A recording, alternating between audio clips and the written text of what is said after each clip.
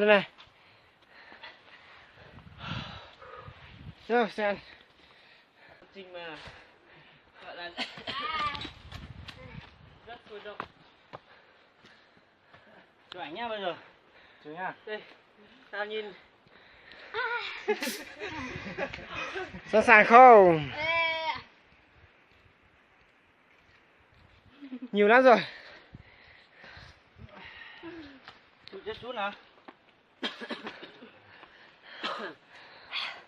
Chụp ngang máy nha. Đừng có uống ga vội. Đi mệt tiếp nạp năng lượng. Nạp năng lượng ra. Nằm năng lượng hơn. Chụp nhanh quá nó không nét đâu mà thôi cái. Nhưng mà trong này cũng biết kiểu các cái chụp ngũ không? Khá vui. Nước thì để lại ngoài này thôi chứ. Thế này ra.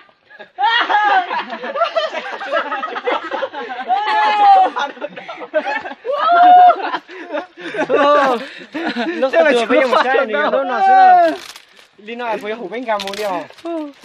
Cái này vào sao được? Cái nó không nó chả chịu tài nào. Không vào đâu. Đi nào bây giờ một ly trà mà. Vào thì đường nhưng mà lỡ răng. Quay đầu rửa trong.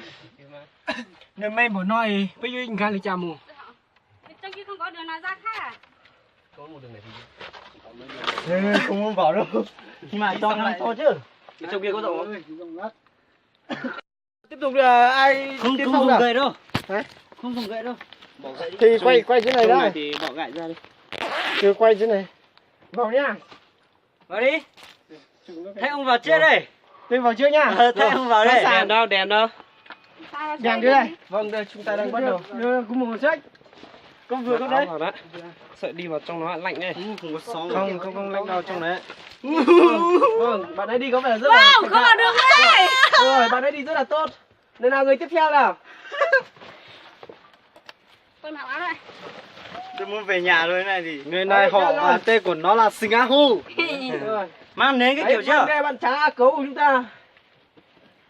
Đấy, bạn ấy đi rất là chuyên nghiệp.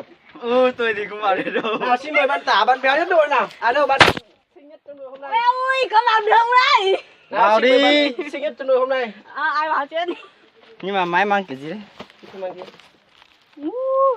Ui. Ném cầm nến đi. Cần cảnh Cầm nến. Từ nhá anh em. Ui. Vâng, có vẻ bạn ấy đang làm công tác chuẩn bị rất là tốt. Và Đi à? là công phu. Vâng, đấy. Kung Vâng, fu. bạn xinh nhất chúng ta. Ui, Đấy, ôi bạn rồi, ấy- thấy cái gì rồi á? Rồi. Tôi không muốn vào được. Được rồi, bạn ấy đi rất là tốt. Thế này thì uống tí nữa đó. Rồi. Nào, xin mời tiếp tục bạn nào.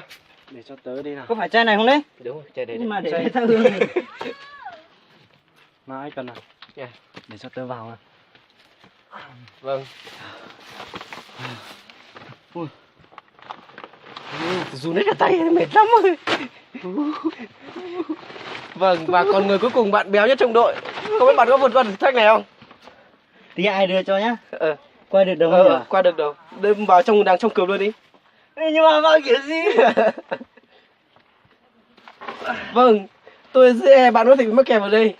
Vâng, chồng bạn ấy đi vào cũng khá dễ dàng. Nào, cầm cái này nào.